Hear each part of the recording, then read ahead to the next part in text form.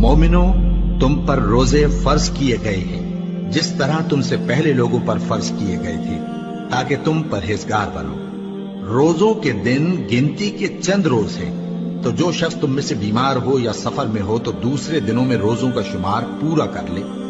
और जो लोग रोजा रखने की ताकत रखें लेकिन रखें नहीं, वो रोजे के बदले मोहताज को खाना खिला दें। और जो कोई अपनी मर्जी से ज्यादा नेकी करे तो उसके हक में ज्यादा अच्छा है।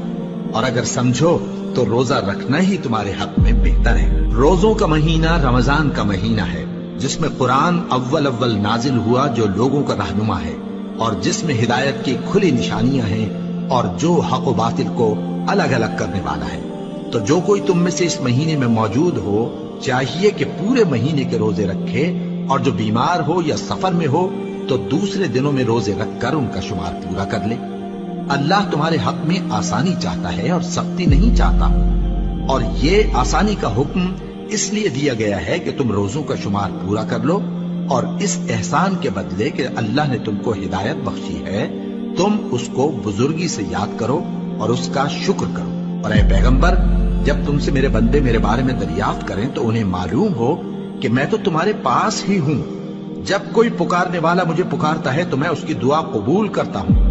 तो उनको चाहिए कि मेरे हुक्मों को माने और मुझ पर ईमान रखें, ताकि नेक रास्ता पाएं।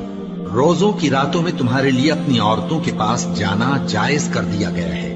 वो तुम्हारी पोशाक हैं और तुम उनकी पोशाक हो।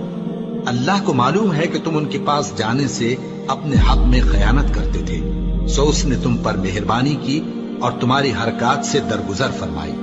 तो अब तुमको इख्तियार है कि उनसे मुबाशरत करो। और अल्लाह ने जो चीज तुम्हारे लिए लिख रखी है, यानी औलाद, उसको अल्लाह से तलब करो और खाओ और पियो, यहां तक कि सुबह की सफेद धारी रात की सियाह धारी से अलग नजर आने लगे। फिर रोजा रखकर रात तक पूरा करो। और जब तुम मस्जिदों में एतकाफ बैठते हो तो उनसे मुबाशरत न करो। ये अल्लाह की हदें हैं, इनके पास न जाना।